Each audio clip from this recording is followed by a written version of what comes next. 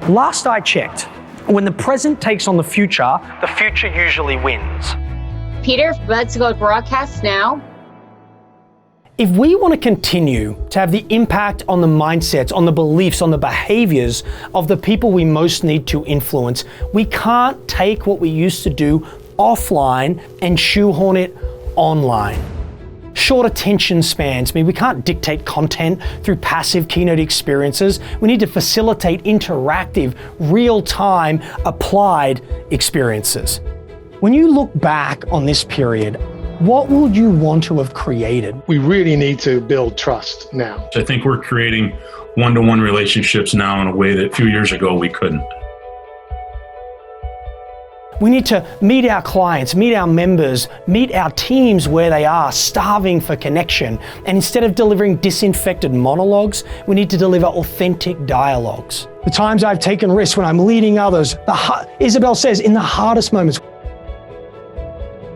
We need to invest in cohesive end-to-end experiences, not MCs for entertainment purposes, but experts who can hold the space, who can get the best out of presenters and panelists, and who can drive home your objectives. I love that, Rob, this idea of almost going slow to go fast. In other words, if you bring people on, you can move much more quickly together.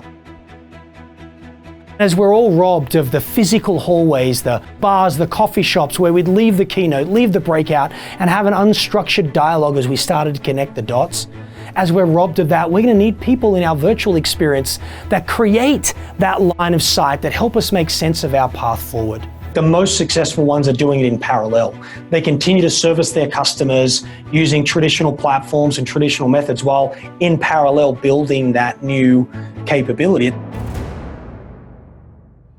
What about the keynote followed by the traditional fireside chat where either one or more of your senior team gets together with the external keynote speaker and talks about what those ideas look like applied to your world, where they take your vision, your ambition, and bring it to life, where your external thought leader adds credibility to your internal strategy, and when the whole process humanizes your leaders to your clients and to your employees as well. It's this fantastic thing when there's this collision of behaving in the right way and then also being right for the business. So what are we going to do next? Don't try to boil the ocean. Layer in what you can do now and then have your sights on continuous improvement. Willing to, try it and change it and just be real nimble in the process.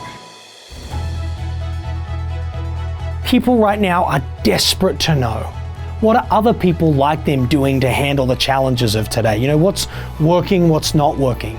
What about a directed but authentic client panel? One where we intentionally reposition your value in this new world. One where we create a space for your clients to tell your story, because we know that will massively enhance believability.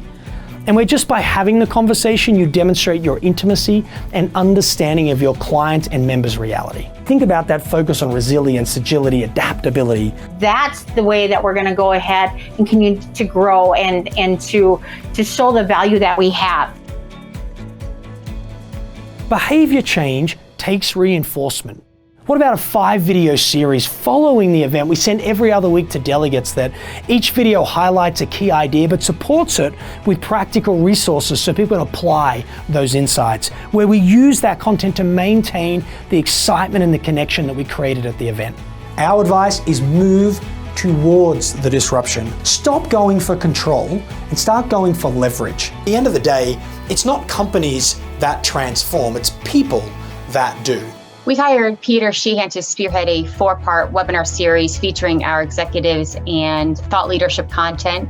It was at a critical time in the company when we were repositioning, and we weren't sure what to expect as we hadn't done something like this before. Pete and his team went above and beyond to help us make sure that the executives and our clients felt prepared and comfortable. And we look forward to having him back and continuing the conversation next year. I've been facilitating these types of experiences for 20 years. Let's work together and create a customized design that humanizes your leaders, engages your people, and inspires lasting change.